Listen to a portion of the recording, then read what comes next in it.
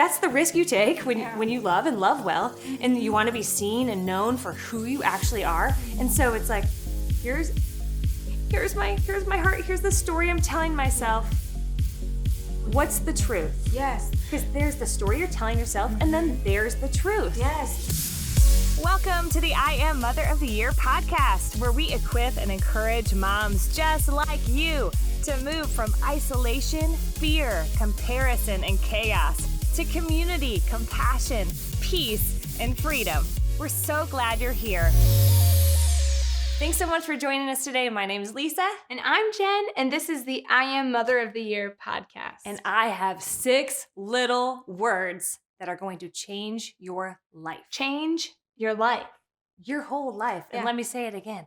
I have 6 little words that are going to change your life. Mm-hmm. Wow! Yep. They're so good. Yeah. And first, I need to credit Brene Brown. I stole these from her. She's the best. She's the best. And she's the one who got me on this idea of 6 little words. The story I'm telling myself is, because we are inside of our brains a lot. And you know what's going on inside of our brains? Like everything. Yeah. Everything. We are like the mental load. You've probably seen that and know what I'm talking about. Like the mental load of a mother is huge. It's exhausting. It's heavy. We're exhausted. And so when there's any amount of space or silence in our brains, our brain is smart. And so it starts telling us stories. It fills in the gaps. That's how it fills in the gaps. And it does it with stories. Yes. And so the story I'm telling myself has become a really powerful tool to kind of, shed a little light and kind of whoa on some of my worst case scenarios. Yes. You have those, right? Okay, I am very high 6 on the Enneagram. Got it.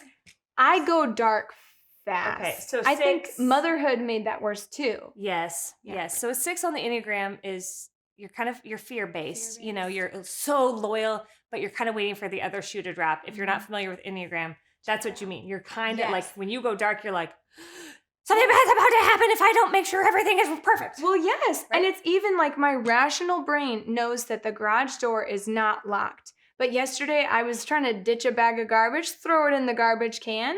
And I'm like, I look at the knob and I'm like, yeah, it's vertical, not horizontal, whatever. The door's not locked. Yeah. But outside in the garage, alone in the garage with this shut and this shut, I was like, are there kids in the house? Do I have my phone? Where is the hidden key? And then I realized I do that every single time. Okay, so what's worst case scenario? What's the story you're telling yourself then? That I'm going to be trapped and my kids are alone in the house and they're probably starting a fire and I can't get in. I'm going to have to break a window. Like it spirals quickly. And then my husband's going to be like, what were you doing alone, trapped in the garage? Why didn't you have your phone? I thought you thought through these things. Why was the door locked? I could keep going. I think the moral of the story is don't take the trash out. Let your husband do that. Don't be responsible and deal with the poopy diaper that's filling up the aromas of the kitchen.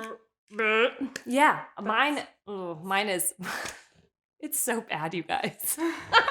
My worst case scenario, this is like the quintessential big word. Worst case scenario for me is people ask about like, does your brain ever go down all the way to the negative? And I'm like, oh, you want to hear about it? How many times a day? Yeah. Because per minute, hour, regularly. Second?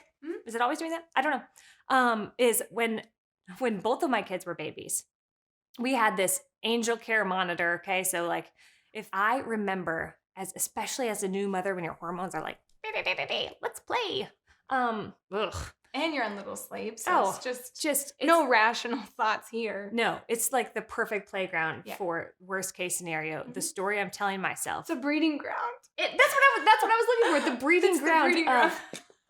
And no more breeding, please. We've got a baby upstairs. 2 of them. Oh my gosh. So the story I'm telling myself, when it would go from like 72 degrees down to 71, I'd be like, oh my gosh, my kid is dead. Oh. And so it gets worse. Oh. And they've turned into an ice cube. And they're the thing cooling down the room. Because that happens. All the time. All the time. Instead of going, wow, hallelujah, my kid is sleeping an extra 5 minutes longer than they usually do. With a 1 degree drop. The story I'm telling myself is not only are they dead, they're an ice cube. And when I go in, it's going to be like the Arctic tundra. Like Elsa has made a visit. Right? What in the world? That is ridiculous. And I know that, but that's why the 6 little words come in handy. Yes. Because when you get to say, the story I'm telling myself is, you leave room for the other thing, which is the truth. Yeah. There's the story you're telling yourself, and then there's the truth. This has helped me more than anything. Totally. Because if I'm getting vulnerable with a friend and then they don't respond back. Or quick enough. Yes. I fill in those gaps with, you opened up too much. You scared them away. You're a total loser. They probably hate you now. Yeah. And they're telling everyone how terrible you are. Oh, so now everyone else is going to hate you too. Exactly. Might as well just I have be no alone. friends. Yep. Just pack up shop. Right. That's a real story. And I know, like, you're like, that's ridiculous. You know, you think that way too. Yeah. And it's all the time. Yes. I have to go back to the worst case scenario just to make you feel better about your ice cube, baby. Like, don't remind me. I got home from, I was singing at my church, okay? Sure. So we had a service and it was going to end and it was about dinner time. So I'm texting my husband, like, I'll be home at this time and I'll bring home some dinner, okay? And so I get home and the door is wide open and the dog is barking and the TV is blaring on one of the floors. And Jonah's bike is sideways in the yard. And I'm like, okay, they're here somewhere. Don't freak out yet. Don't be too much of a six too fast. And so I'm like, just search the house first. Go through this floor. Hello, I'm home. Dinner's here for 2 boys. I'm like, that's gonna, the husband and the kid, that should keep them running. So I'm like, dinner's here. Nothing. Dog is going nuts. I'm like, hi. So then I go to the basement. No one to be found. Doors wide open. Go upstairs. No one. Like, okay. So then I realized I've texted. There's no note. I have no return call or text on my phone. Yep. So everyone was kidnapped. Yeah, they're long gone.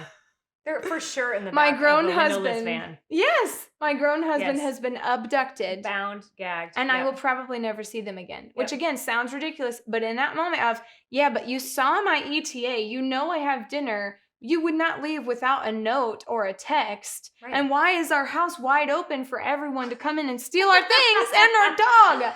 It surely was not a possibility that they walked down the street and saw a neighbor and got talking for 10 minutes.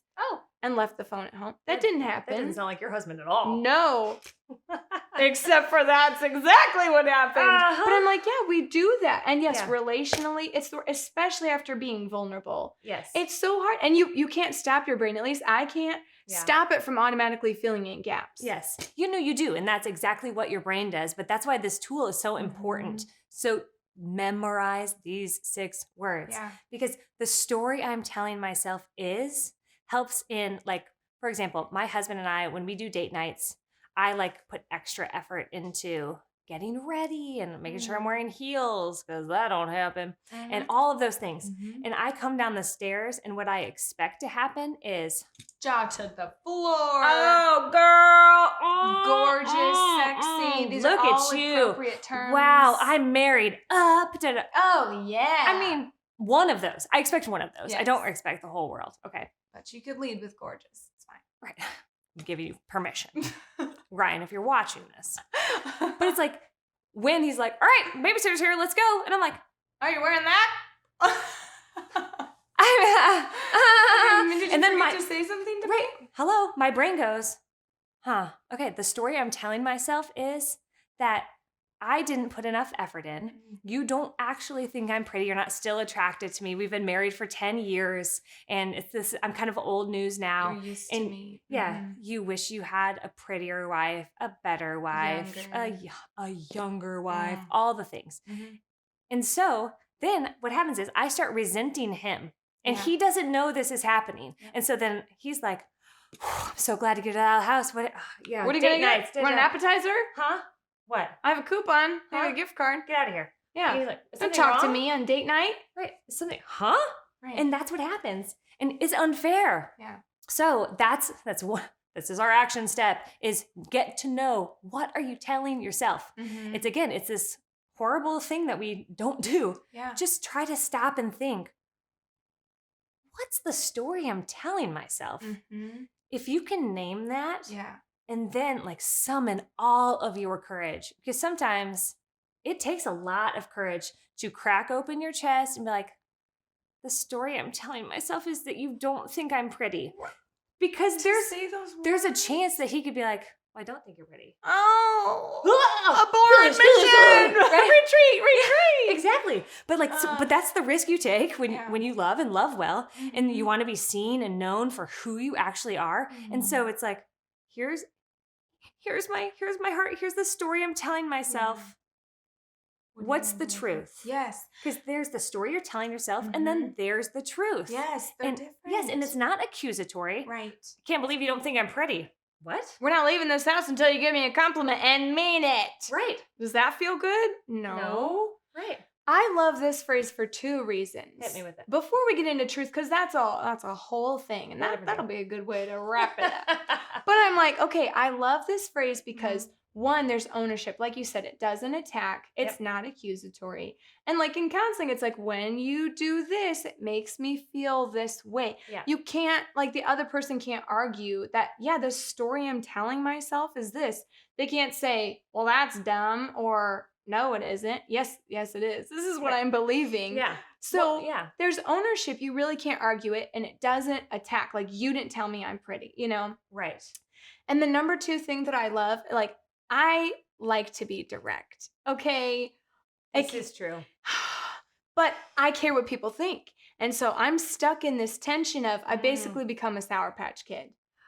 And because good. It's Can't like, argue with the Sour Patch Kid. first sour, then sweet, and kind of play this little dance of going back and forth. Yeah. So I personally love this phrase because it helps me achieve my goal. Because what we're going to talk about is, you go to the source, like you were saying with Ryan, with this feel pretty thing. Like, you go to the source and you open up your chest and you do the vulnerable thing, but you say this ownership phrase, the story I'm telling myself is, so I can be direct and go to the source. But then the sweet part is that it's not me waving a finger in their face. It's not fiery. Right. And it's not abrasive, because if I said every unfiltered thought to all the sources and all the weird questions and hard things that I would say, I would have no friends. That is true. So it's a really lovely, gentle, open conversation way. And then you can hash it out and go, oh, I can't believe you're believing that. That's not what I meant. And most people have good intentions. And then it's just an open, honest conversation. Yes. And I love it too, because it allows you to be yourself. Yeah. Like, I am so emotional. Like, I jump in to a sea of all of my emotions, and I'm very emotionally aware, which is kind of like, people think you can't be emotional and emotionally aware. I'm super emotionally aware. And so the cocktail of emotions that feed me, it's different for tons of different scenarios. The little bit of guilt with the frustration, with the shame, with it's all of these different things. And when I jump in, I'm feeling and I stop thinking. Yes. But this allows me to go, I don't need to stop feeling. Yeah. All I need to remember is 6 little words. Yes. Like, man, I feel like the story I'm telling myself is, you don't think I'm pretty. Yeah. The story I'm telling myself is like, you want a different, better wife. Because of the silence, because he didn't say the thing you needed to hear. Yeah, and my brain's like, I'll take over from here. And then when you say that, that gives him the chance to tell you the truth. Right, exactly. And you're like, isn't that forcing a compliment? No. It's allowing him the opportunity to go, are you serious? And really fill in the gap with truth. Because, and I'll say it, I've said it once, probably said it twice, there's the story you're telling yourself, and then there's the truth. It's totally different. And you need to invite the person into that story with you. Yeah, so first you identify it, Yeah, right? you've got to know what you're telling yourself. What it's are you the telling paying yourself? attention Yes. thing. And then number 2, you go to that person, you invite someone in, you say the thing with the cupped hands, right? You know, like invite them in so that they can tell you the truth. Right, exactly. Yeah, and if you're like, oh, I don't know, that seems like a huge step, I totally get it. Go to your best friend and go, this happened. This is the story I'm telling myself. What's true? We've done this. Oh, a million times. I can't believe we're still friends. We've had to have so many hard conversations. Yes. But we've done that in essence, Right. either with those exact words or others of like, well, I just felt this way when you did that. And you're like, are you kidding me? Right. And like, that makes me angry that you Right. were under attack or so-and-so made you feel that way. Like, then we can talk it out and sort it all out. Right. We're living proof. Yes, exactly. Yes. It's a freedom thing. Yeah. It's a freedom thing. It freely allows you to be yourself. Yes. So either taking it to the person directly or taking it to someone else first. Yes. Because maybe it doesn't even need to be a conversation with the other person. I mean, there's tons of scenarios we could float around. Ain't nobody got time for that. But that, or if it's within yourself, because so many times I'm telling myself stories about who I am. So, like, for example, every time, I'm like, not every time, every time. I was about to like, no, it is. Okay. Every time Josie comes at me, right? She's 5 3/4 and she is spirited and she's wild and she's so, oh my gosh, I love her so much. She's so amazing, but she's a little feisty. And so when she comes at me, the story I begin telling myself is, okay, if you were better, she wouldn't act like this. If you were actually a good mom, you could like teach her how to listen the first time. She wouldn't get mad if you were a real mom. That's one of the things I struggle with. Like, it's another podcast for another time. But like, I struggle to feel like I'm a real mom. Wow. Even though I've birthed 2 children. Yes. There's like, I was there, trust me. 2 kids. Yeah. But so I'm a mother. But I struggle sometimes to feel like I'm a real mother. And so that gets into my brain and starts feeding me these stories of, if you were a real mom, because real moms, your neighbor, she does not feel this way. She's got it all together. Like, so then the comparison starts. And the story I'm telling myself is, but I don't need to go to the neighbor, right? Who I need to go to is the one who created me and the one who gave me my own children, the one who equips me and calls me and loves me so much that he is leading me and guiding me on the most amazing journey. So I'm like, God, the story I'm telling myself is that I'm just a failure. I'm unworthy to receive the gift of my children. Oh my gosh. I know. And you know what God does? Oh, honey. Oh, sweetheart, come here. Let's sit in this and let me tell you what's true. Because he only speaks truth. And love. Yeah. Gentle, kind, kindness, right? Forgiveness, And grace. that's the beauty of bringing it to God. Going, okay, you created me. You gave me my kids. Like, these are the things I can answer in Sunday school, right? But when I'm living and breathing chaos, I can't remember the truth. And so that's why even the story I'm telling myself is, if I start entering into this space, I try to stop and go, wait, this is a story. The story I'm telling myself is, God, what's the truth? And if you're like, you talk to God like that? Yeah, I do. Yeah. You want to know why? Because he shows up. And I believe that he shows up for you too. You might not know yet how to recognize his voice all the way. And that's totally fine. Again, another podcast for another time. But it's, man, he shows up because he loves you and he created you and he wants the best for you. And he wants the story that you tell yourself to be his story. So you can tell that story to everyone else. I'm getting goosebumps. Oh my God. Come on, baby. I love it. It's so true. Right? Yes, I feel like in those moments when I'm relating in other scenarios in my life, it really is that line of what's true about you. And that's your journal. But I've done that before. Can we get deep and real? Let's do it. My heart is pounding. In our remaining time. I go know. For it. Okay. Hit us with it. So I was trying to have a baby, got pregnant, and went and heard the heartbeat. Like, I was waiting, and then I heard the heartbeat. So I was like, okay, we're good. Okay, great. Everything's great. And then went back for a checkup, and they were like, the heartbeat is slow. And I was like, so what does that mean? And they're like, well, there's a 50-50 chance that your baby's not going to make it. So because we have short time, this can be another podcast too. I'm sorry to drop it. But this is going to be a longer episode, guys. Hang in there for another 4 minutes. You can do it. Jen, keep going. What's terrible is the limbo land. No one likes the gray. No one likes the land in between. No. That's what I was sent into for a week. And they said, well, time will tell. So you have a 50-50 shot. Go home now, relieve your babysitter from this doctor's appointment, go play with your kid because it's a Saturday, and come back in a week, and either you will have miscarried by then, or the baby will make it, or we'll have to induce a miscarriage. Those were my options. I don't like any of that. So I drove home in shock. Yeah. And then my babysitter was like, how's the appointment go? And I was like, Get out of here.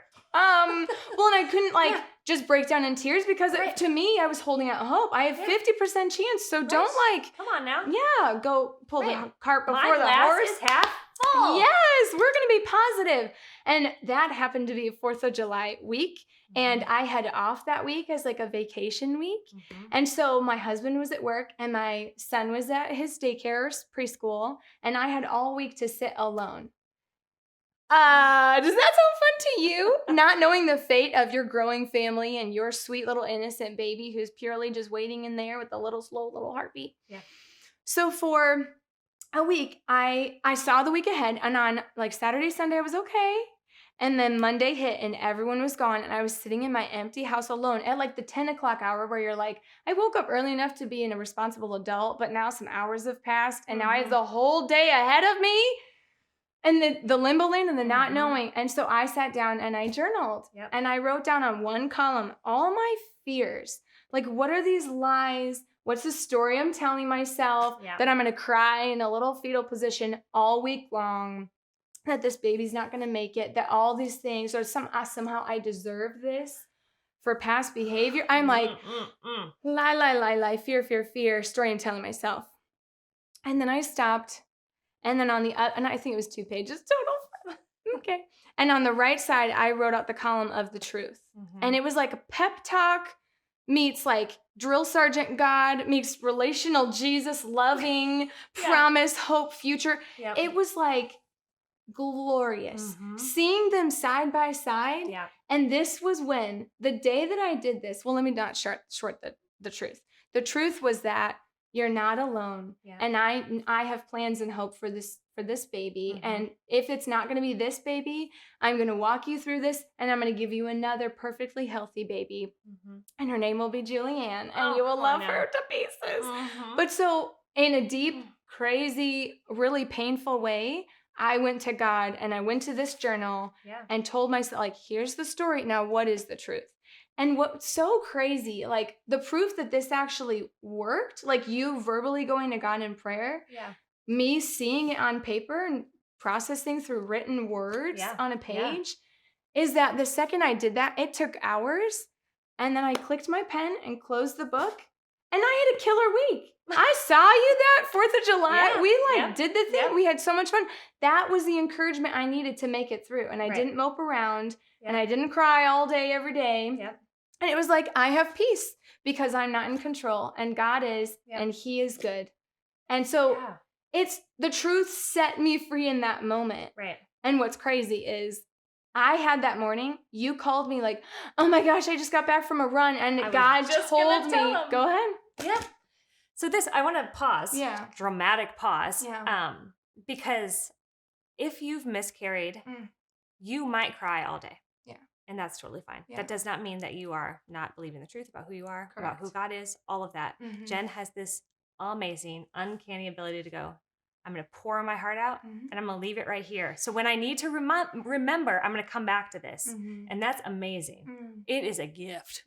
For me, I'm like, I want to carry it. I want to carry it all week. I want to carry it all week. Right. Because guess what I did for you? I carried it all week for her. 4 days. She's like, I haven't stopped crying. Right.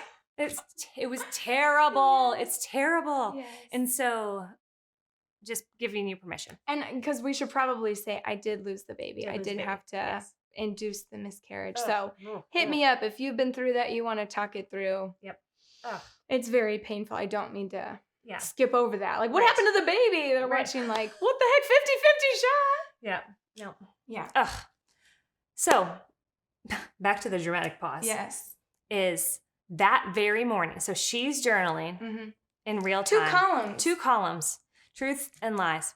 And I am running. I love running. It's my like way to create space in my life and in my heart and in my mind. And that's when God shows up. That's how he most often speaks to me, is on a run, because that's the time I allow myself some peace and quiet. And so it's no surprise that he just like slowly, gently gifts me with these little pieces of truth and hope and love. And so I was on a run and I was asking God, what do you want me to say to these women next?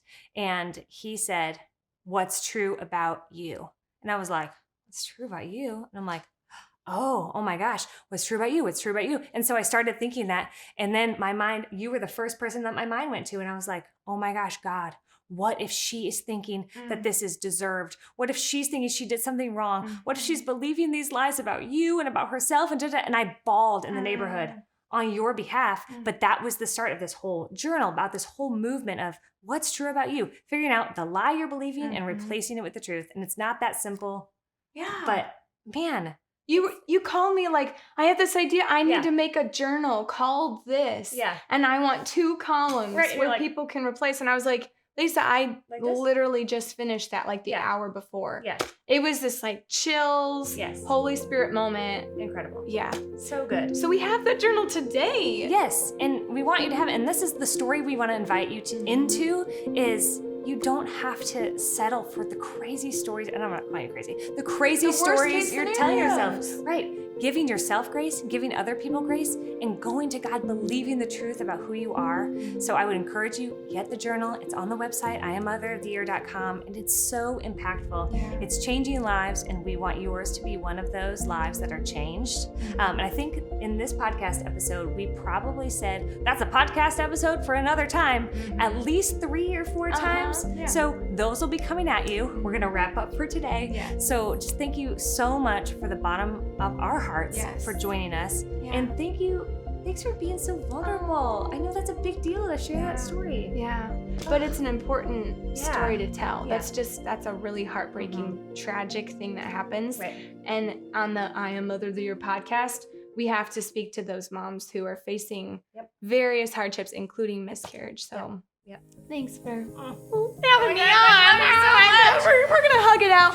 But later, as we end today, in case no one tells you today, you're a really good mom. Thanks for listening to the I Am Mother of the Year podcast with Lisa and Jen. If you love what you hear and want insider access to more conversations just like these, exclusive Mother of the Year merch, and access to the I Am Mother of the Year podcast one day early, join the growing community of patrons who support our movement at patreon.com/IamMotherOfTheYear. Talk to you next week.